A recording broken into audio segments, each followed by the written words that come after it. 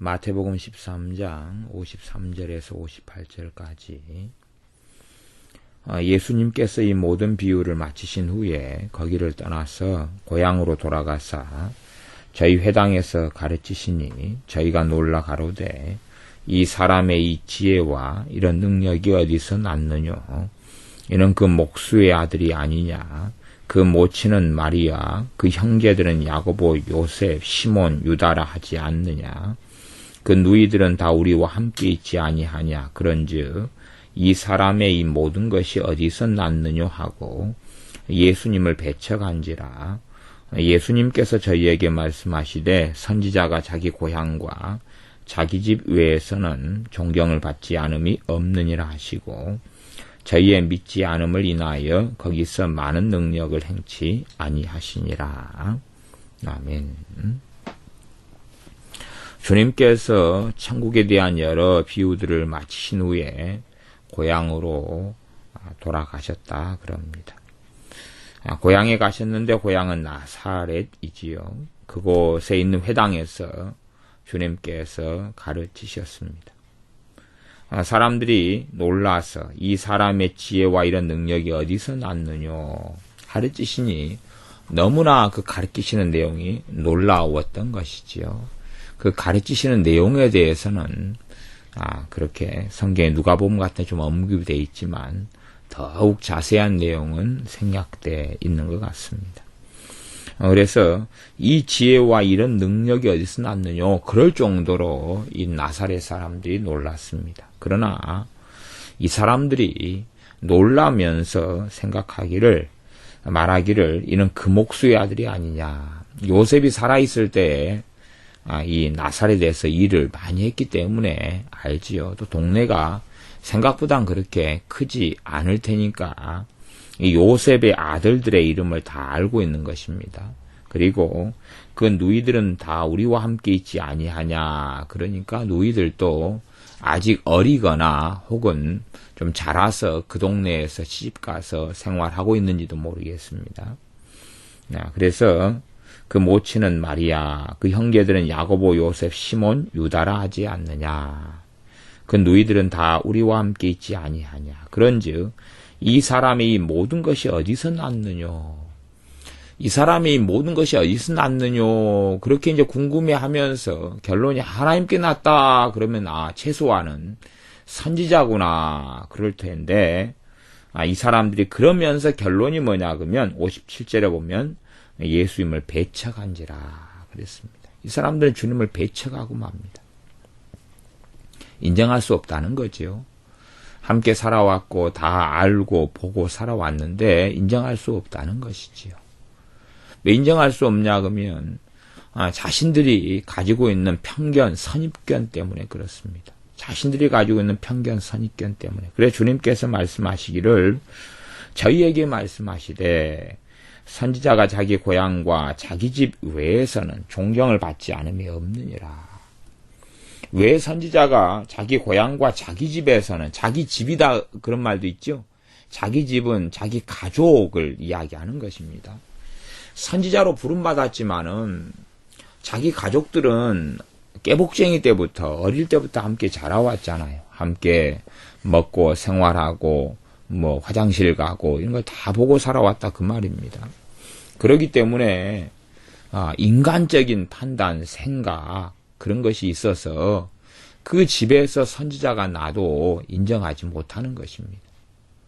왜냐하면 너랑 나랑 같이 얼마나 많이 싸우고 놀았는데 내가 보기엔 너가 나보다 못하고 나보다 미련할 때도 있고 나보다 바보 같을 때도 있고 너 허물과 너 부족한 점을 내가 다 아는데 너 단점들을 내가 다 아는데 어떻게 너가 하나님께 쓰임받을 수 있느냐. 나도 쓰임받지 못하는데 그런 것들이 얼마든지 있을 수 있잖아요. 또 형제들 사이에서는 시기와 질투도 있고 이런 많은 것들이 범벅이 되어 있습니다. 그렇기 때문에 주님께서는 어떤 면에서는 특이한 말씀을 하시기도 하시는데 자기 집에서 존경을 받지 못한다 그러는 것이에요. 자기 집에서 존경을 받지 못한다. 이제 나중에 보면 주의 종의 자격 가운데는요, 자기 집을 잘 다스린 자라야 한다. 그런 말이 나옵니다. 그것은 자기 집에서 이 사람이 가장이고 어른일 때 이야기입니다. 그런 것이고, 여기서는 이제 보통 자기 집이다 혹은 집안이다 이렇게 말할 수도 있는데, 그냥 청년으로 자라고 지내니까 이 선지자보다 더 어른들이 있다는 이야기예요. 많이 우리 어른들이 있는데, 아니면 형제들, 함께 가는 사람들. 우리 주님에 대해서도 여기서 말하는 야고보, 요셉, 시몬, 유다라고 하는 이 사람들이, 이 형제들이 주님도 인정하지 않았습니다. 나중에는 이제 주님께 돌아와서 야고보, 예루살렘의 감독인 야고보가 돼서 야고보서를 쓰고, 여기 유다가 유다서를 씁니다. 그렇게 주님의 사람들이 되지만, 그러나 주님의 공생애 때에도 주님의 형제들이라 할지라도 마리아와 요셉 사이의 정상적인 결혼관계를 통해서 태어나고, 그리고 또한 말하자면 성신하신 주님의 동생들로 살아왔던 이들이라 할지라도 주님을 인정하지 않습니다. 집안에서 인정을 못 받는 거예요. 집에서. 그렇기 때문에 주님께서 다른 말씀에는, 마태복음 이 앞에 말씀에는 그러잖아요. 선지자를 선지자로 영접하는 자가 선지자의 상을 받을 것이다. 그러잖아요. 그러나 유감스럽게도 그 집안 사람들은 그 선지자를 통한 그러한 성령의 역사와 기름 부음의 혜택을 거의 받지 못하게 되어집니다. 왜냐하면 자기가 어릴 때부터 보아왔던 그 모습대로 사람을 판단하기 때문에 그렇습니다. 그 다음에 이제 자기 고향도 우리 같은 이런 도시 문화가 아니라 시골 문화고, 그래서 옆집에 있는 숟가락 개수가 몇 개인지까지도 다 세고 알 수 있을 정도의 그런 거기 때문에, 저 동네에 누구 머시기 아들 아니냐, 누구 아들 아니냐, 마리아 아들 아니냐, 요셉 아들 아니냐, 그런 것처럼 어릴 때부터 제가 우리 집 수박밭을 어릴 때 서리를 했는데, 그리고 내 친구, 내 아들이랑 친구인데, 그런 거 있잖아요. 또 내 누구 조카하고 어찌 되는데, 나이가 몇 살인데, 그런 것을 가지고 있기 때문에 인정하지를 못하는 것이에요. 선지자라는 걸 인정하지 못하는 것이. 그래서 선지자가, 우리 주님께서는 이 땅에 오실 때에 하나님의 아들 메시아로 오셨지만은, 그러나 메시아의 사역 가운데는 몇 가지의 사역을 같이 가지고 있습니다. 그 중에 하나가 선지자의 사역이에요. 선지자의 사역. 물론 또 하나는 대제사장으로서 오셨고, 선지자로 오셨고, 왕으로 오셨어요. 그래서 선지자에 대한 이야기를 주님은 하셔요. 다른 이야기까지 하신다 해서 이들은 받아들이지 못할 것이고, 주님이 대제사장이라고 말씀하셔봐야 당시에 대제사장이 있는데 어떻게 받아들이겠어요.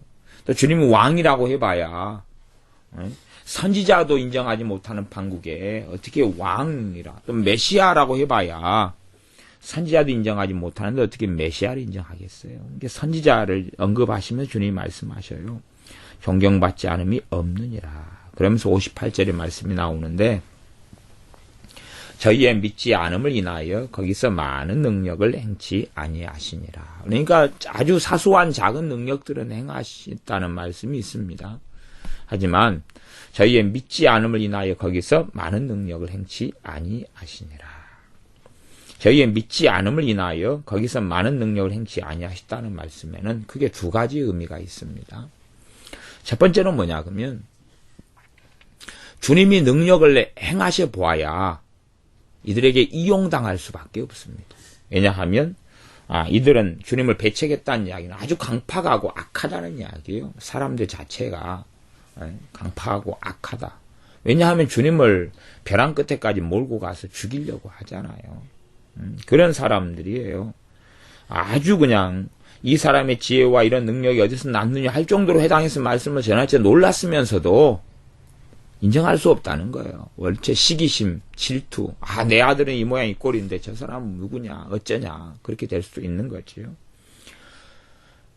무수히 많은 능력과 기적을 행해도 바리새인들은 주님께 표적을 보여달라 그럽니다. 죽은 자를 살려내도 표적을 보여달라 그럽니다. 나중에는 죽은 나사로를 살려내도 나사로와 함께 죽일 것을, 주님을 나사로와 함께 죽이는 것을 모의하지 않습니까? 나사로 탓에 많은 사람이 주님을 믿게 된다고. 그런 것처럼 어떤 기적과 이적을 주님이 나사렛에서 더 많이 행하신다 그래도 사람들은 오히려 주님을 이용하고 조롱하고 이것도 해봐라, 이것도 해봐라, 이것도 해봐라 그럴 것입니다. 기적과 이적이 나타난다 해서 악인들이, 강팍한 자들이 그 강팍함을 열고 주님께, 전능하신 하나님께 엎드리는 일은 거의 없습니다. 오히려 조롱하고 이용하고 장난을 할 뿐입니다.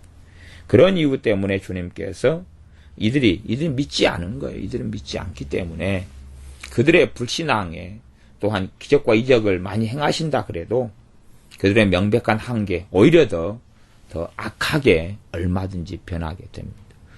바로 왕도 기적과 이적이 더 많이 나타나니까 훨씬 더 강팍해졌어요. 그런 것처럼. 그렇기 때문에 더 많은 능력을 행치 아니하시는 것이 오히려 그들에 대한 배려일 수도 있고 기회의 주심일 수도 있습니다. 그런 의미에서 믿지 않음을 인하여 거기서 많이 능력을 행치 아니했다는 한 가지 의미가 있고, 두 번째 의미는 이 불신앙 때문에, 불신앙의 자리에서는 기적과 능력이, 하나님의 능력이 역사할 수 없는 부분이 있습니다.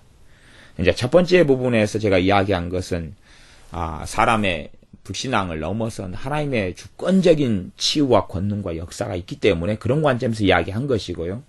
그다음 두 번째는 그들의 불신앙으로 인하여서 주님의 치유의 기름 부음, 성령의 권능, 기적과 이적의 역사가 충분히 가로막힐 수가 있습니다. 그런 부분에서 이야기를 하는 것입니다.